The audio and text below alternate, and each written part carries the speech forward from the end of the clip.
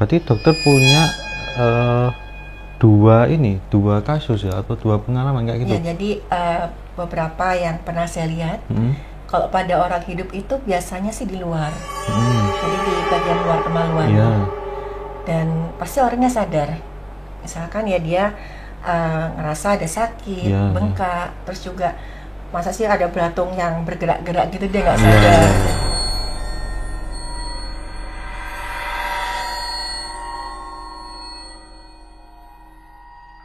Bismillahirrahmanirrahim. Assalamualaikum warahmatullahi wabarakatuh.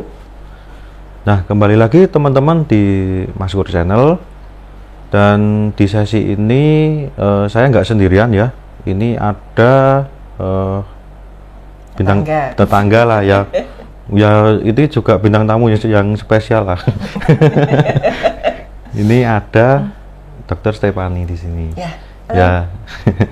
Dan karena tetangga, ya kemarin sebenarnya beberapa kali sempat ke rumah juga ya, Mbak ya. Tapi dulu kan karena saya mesen telur bebek. Iya, betul. Nah, ini buat teman-teman yang mau mesen telur bebek juga bisa di saya. Ini langganan saya loh. Iya. Jadi ini karena tetangga ya saya manggilnya sudah terbiasa Mbak ya. Iya. Mbak Stephanie kayak gitu. Nggak aja Mbak. Iya.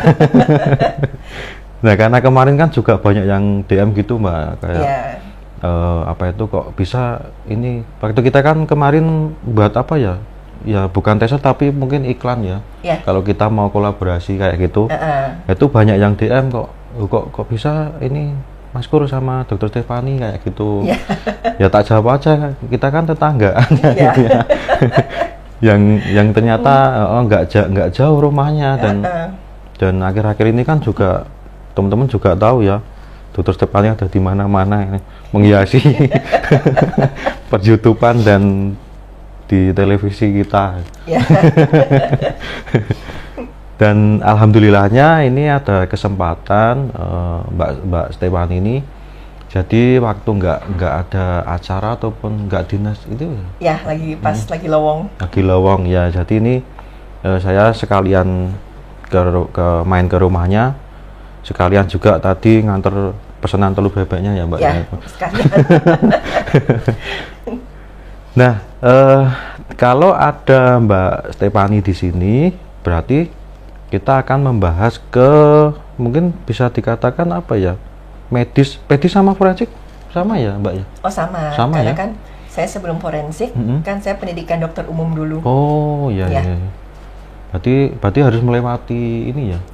Pendidikan dokter umum biar tahu normalnya seperti apa ya, manusia pada saat hidup tuh masalahnya seperti apa, normalnya baru nanti pada saat sudah meninggal. Oh iya. Dan itu juga yang saya tahu, jadi dokter forensik itu nggak singkat ya waktunya ya Mbak ya? Lumayan kok dihitung dari pendidikan dokter umumnya. Berapa tahun sih itu Mbak? Kalau pendidikan dokter umumnya ya rata-rata 5 tahun. 5 tahun. Ya. Setelah itu kan ada wajib praktek juga, internship. Oh iya. Itu tergantung dari dapat daerahnya di mana. Setelah itu pendidikan spesialis forensik itu 4 tahun. 4 tahun? Iya. Berarti berapa? 9, 10, hampir 10 tahun ya? Iya, kurang lebih. Kalau ini di kota-kota mana aja? Pokoknya ada beberapa kota di Pulau Jawa, di luar Jawa juga pernah. Luar Jawa juga pernah? Pernah. Oh iya. Nah, karena di sini mungkin teman-teman juga ini ya Mbak Stephanie ya, jadi udah tahu lah kalau Maskur Channel mungkin banyak bisa dikatakan apa ya, tutorial inilah non medis mungkin ya. Oh ya. Membahas sesuatu fenomena dari sisi non medis. Betul ya. Tetapi juga walaupun saya membantu secara non medis, tapi juga penasaran ini kalau sakit seperti ini atau dibuat seperti ini, itu di medisnya itu ada enggak atau istilahnya apa? Oh ya. Ya, jadi ini mungkin pas ya ada kesempatan bisa ngobrol ini bareng Mbak Stephanie. Jadi nanti saya tanyakan kayak gitu. Ya. Biar nanti juga sobat Maskur Channel juga tahu, oh dari segi non medis seperti ini, dari segi medis seperti ini. Dan ini juga bukan lantas untuk perdebatan juga ya, ya Pak ya. Karena kalau diperdebatkan nanti nggak ada ujungnya. Iya betul ya. Ini kan dari sudut pandang ya masing-masing kayak gitu ya. Jadi menurut saya ini menarik ya. Mungkin di channel lain sudah pernah belum Mbak Stephanie? Jadi kayak membahas medis dan non medis itu udah pernah? Kok di channel lain biasanya saya sharing gitu. Oh sharing. Apa yang bisa saya jelaskan secara medis dan apa yang enggak. Oh ya. Jadi lebih ke pengalaman saya. Oh ya. Nah kalau ini nanti, jadi ini enggak cuma satu episode saja ya teman-teman ya. Jadi nanti ada beberapa episode yang episode pertama ini. Jadi nanti saya cerita pengalaman saya yang non medis dan dijelaskan Mbak Stephanie yang medisnya. Ya. Dan nanti di episode kedua pengalamannya Mbak Stephanie medis, nanti saya jelaskan ke yang non medis. Ya, boleh. Ya. Jadi tidak usah berlama-lama lagi. Mungkin Sobat Masku Channel juga udah pengen dengerin ini ceritanya apa yang mau dibahas kan seperti itu ya Mbak. Ya. Nah, jadi pengalaman saya yang pertama ya ini Mbak Reni ya. Waktu itu kan ada yang DM Instagram saya. Iya. Karena ini bersifat urgent ya, jadi langsung saya balas. Nah waktu itu langsung minta nomor WA saya agar cepet gitu. Kalau balas kan, kalau di Instagram kan saya juga nggak continue ya ke buka Instagram dan ke DM-nya kayak gitu. Nah waktu itu mungkin kotanya kita samarkan aja namanya Mbak Stephanie ya. Biar melindungi dari si pasiennya dan dari keluarganya kan nanti juga ini. Jadi ini dari kota S, kita sebut kota S kayak gitu. Nah waktu itu langsung telepon ke saya, bilang kalau ini yang sakit ataupun yang minta bantuan ini mbaknya yang telepon saya ini gitu. Nah waktu itu saya tanyakan dulu ya apa kayak gitu kondisi sekarang mbaknya bagaimana. Terus setelah menceritakan saya ini ya Mbak Stephanie ya, jadi setiap ada yang minta konsultasi ataupun minta bantuan itu pasti saya sarankan ke medis dulu. Oh iya. Ya karena nanti kan takutnya penyakit medis lantas salah penanganan kayak gitu kan. Misal saya sudah ke sana ternyata saya nggak bisa kayak kalau medis ya. Saya kan bukan dokter ya. Nah itu dia nggak mau, katanya ini udah jelas-jelas non medis Mas Kur gitu. Loh kok bisa ini udah langsung mengarahnya ke sana, saya bilang gitu. Ya ini karena setiap mau kambuh ya, setiap kambuh kayak gitu jerit-jerit dan mohon maaf ya ini di alat kelaminnya mbaknya ini mengeluarkan belatung kayak gitu. Itu katanya ini kayak tempat tidurnya itu bergetar kayak gitu. Nah kenapa saya ceritakan ini, karena saya pernah mendengar cerita Mbak Stephanie ini kayaknya ada yang belatung gitu juga. Ya jadi ini saya tanyakan yang ini karena juga Mbak Stephanie kan juga ada pengalaman itu ya. Pernah ya. Nah waktu itu karena urgent saya putuskan ke kota S ini Mbak Stephanie. Nah sampai sana itu orang tuanya udah bilang ya nggak bilang sih, saya tanya ya ini udah ditangani ataupun udah dibawa ke paranormal mana kayak gitu. Nah bilang ke saya udah ke 2 paranormal. Dan katanya itu mau masuk ke dalam rumah itu mereka ini nggak berani. Sampai segitunya. Sampai segitunya. Nah, saya kan juga ada apa ya kok sampai segitunya kayak gitu ya. Nah, waktu itu memang kalau saya lihat dari batin ya itu memang seperti rumahnya itu diselimuti aura yang hitam tebel gitu. Nah, waktu itu juga karena saya sudah sampai di rumahnya dan udah saya niatkan untuk membantu, saya juga harus lanjut kayak gitu. Nah waktu ya uniknya ini waktu dibukakan pintu, kaki saya melangkah satu gitu Mbak, itu kaca kayak kaca jendela, kaca pintu itu tiba-tiba itu pecah. Dan pecahnya itu bukan kayak kalau dilempar batu atau apa gitu kan ada bekasnya, terus ada bendanya, terus enggak semuanya itu pecah kayak gitu. Nah itu bener-bener runtuh kayak gitu. Remuk gitu. Remuk ya betul, langsung luruh kayak gitu. Oke. Nah waktu itu sama orang tua dan sama adiknya ini yang menghubungi saya, kita langsung aja masuk ke kamarnya Mbak kayak gitu, dilihat langsung aja kondisinya. Nah waktu itu saya masuk ke kamarnya dan posisi mbaknya itu berbaring. Nah di atasnya itu ada sosok yang sosok ini bisa dikatakan cewek tapi sangat menyeramkan kayak gitu. Oke.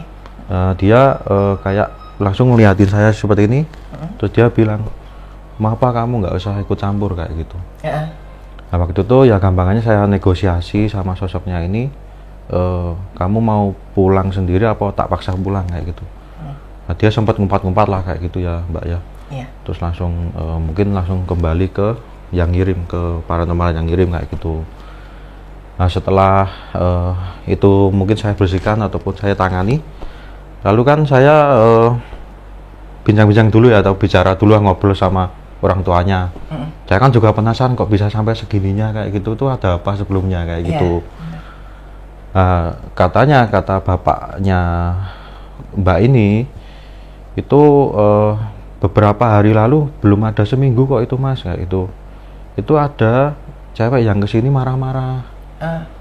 Terus katanya anak saya ini selingkuh ataupun apa ya, yang merebut suami kayak gitu ya kayak gitu Mas. Terus anak saya ini disumpah-sumpahin lah kayak gitu, yang jelas hidupnya nggak tenang dan sebagainya. Nah, lalu kok setelah hari itu si anaknya ini ditemukan di kamar itu udah kayak apa ya rambut acak-acakan, udah teriak-teriak. Dan yang bikin ini juga ya, itu setiap jam tertentu itu jerit, itu tadi menjerit-jerit. Lalu terus tempat tidurnya bergetar, dan setelah dicek atau apa itu di alat kelaminnya tuh keluar kayak belatung itu.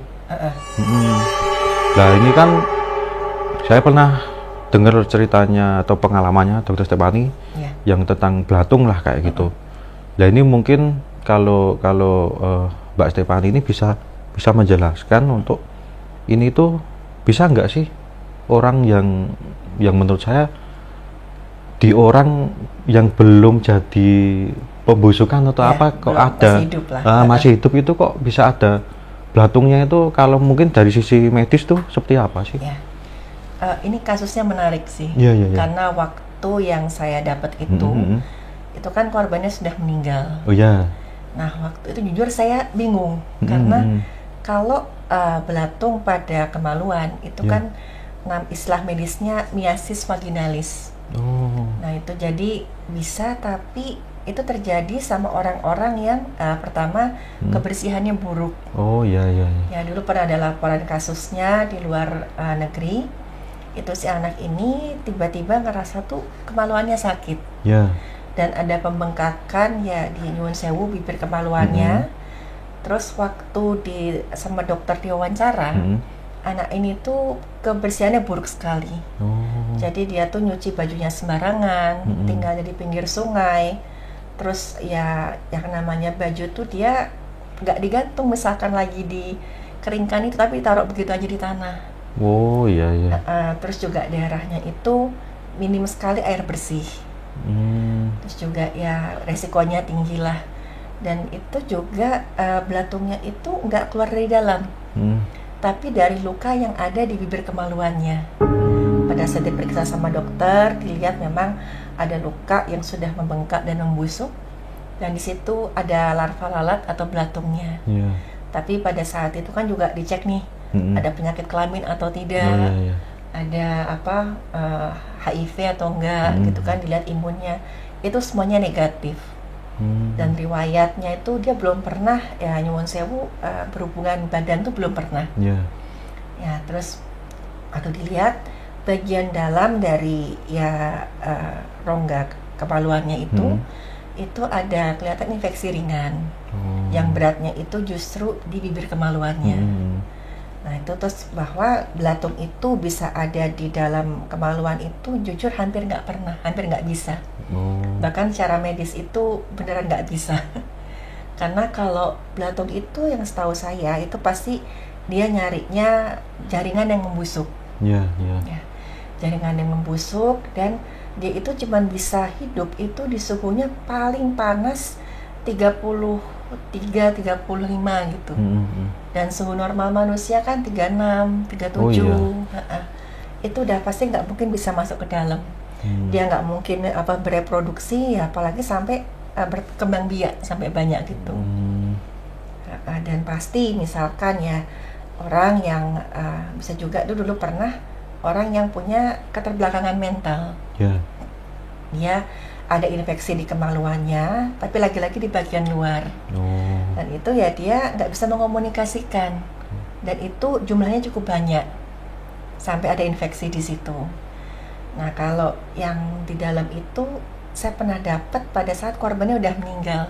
Dan itu saya nggak bisa menjelaskan secara medis. Berarti maaf, saya potong ya. Berarti ini ada yang, berarti dokter punya dua kasus ya, atau dua pengalaman kayak gitu? Ya, jadi beberapa yang pernah saya lihat, kalau pada orang hidup itu biasanya sih di luar, jadi di bagian luar kemaluannya, dan pasti orangnya sadar, misalkan ya dia ngerasa ada sakit, bengkak, terus juga masa sih ada belatung yang bergerak-gerak gitu dia nggak sadar gitu.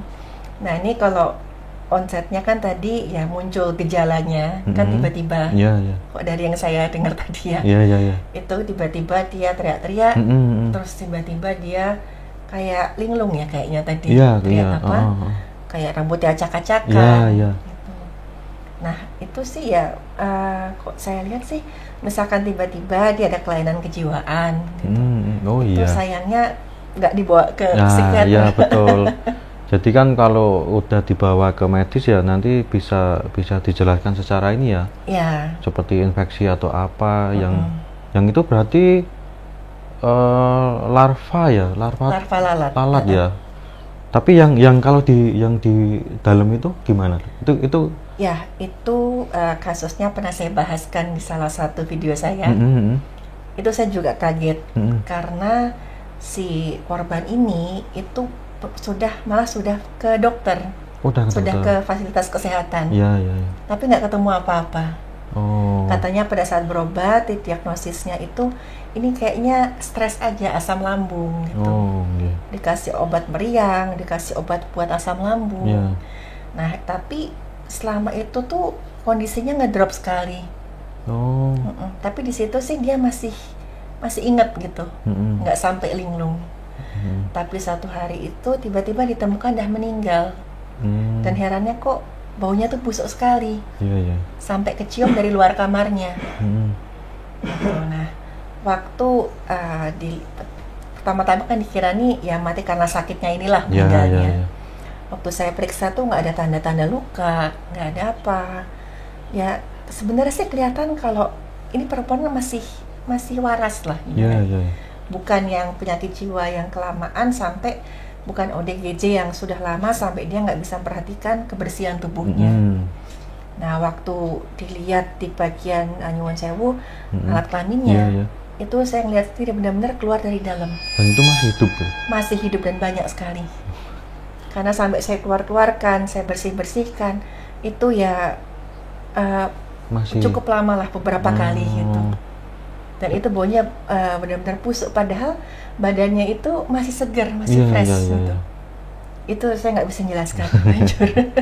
Tapi ini dok, apa tuh di luar ataupun di yang tadi Mbak Stefani ceritakan ya, itu kan ada luka atau apa di bibir vagina kemaluannya. Ya itu ada nggak kalau yang kasus itu? Beberapa kali ada ya, yang ada luka. Ya, biasanya kan orangnya itu tadi kebersihannya buruk. Ya, kalau pada kasus yang mati tadi, kan saya menjelaskan ke penyidik, saya ketemu seperti ini Pak. Gitu. Terus dari ya pihak yang berwenang kemudian ngomong ke keluarga, terus akhirnya keluarga yang cerita sama saya, dan ceritanya hampir sama. Ya kayak itu juga. Ya, cuman ya bedanya si perempuan ini dia disimpan ya di tempatnya dia tinggal itu. Jadi disewakan tempat tinggal oleh ya orang laki-laki ya, yang sudah punya keluarga. Dan beberapa kali laki-laki itu suka datang nginap di situ. Tuh, dan sebelumnya ya bersama juga sempat ada perempuan yang marah-marah. Tapi justru ya si laki-laki ini malah belain si korbannya ini, si selingkuhannya ini. Ya, yang meninggal ini gitu ya. Ya. Nah, jujur waktu saya diberitahu itu ya saya nggak tahu nih ada hubungannya apa enggak nih sama teman saya. Tapi yang jelas yang saya dapatkan tubuhnya korban itu saya nggak bisa jelaskan. Iya. Ya, mungkin hampir mirip ya. Tetapi ya alhamdulillah yang saya tangani itu masih hidup mungkin ya. Kalau yang di Mbak Stefani ini udah meninggal kayak gitu. Dan itu juga tadi Mas juga lihat ya ada apa sosok ya, terus pas itu masuk juga tiba-tiba ada keanehan-keanehan yang mungkin kayaknya sulit kok dijelaskan secara ilmiah gitu. Waktu masuk Mas Kur pas waktu masuk ke yang di rumah pasiennya inilah.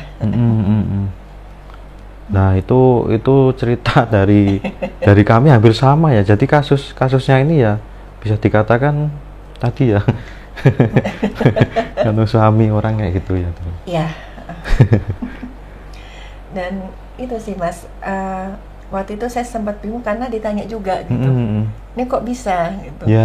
Dan waktu saya ngetem busukannya ini ditemukan tuh langsung.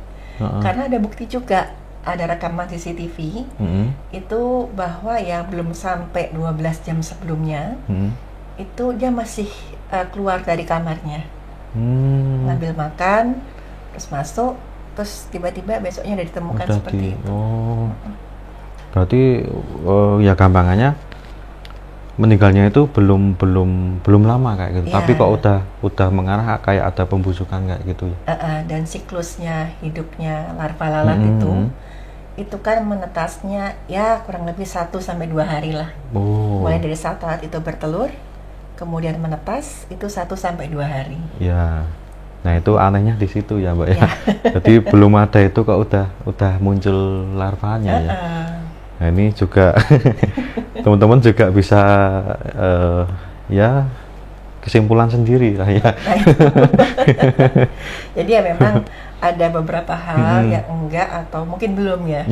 Belum bisa dijelaskan secara medis. Ya, betul. Mungkin suatu saat ada ketemu teknologinya bisa dijelaskan. Ya, mungkin bisa.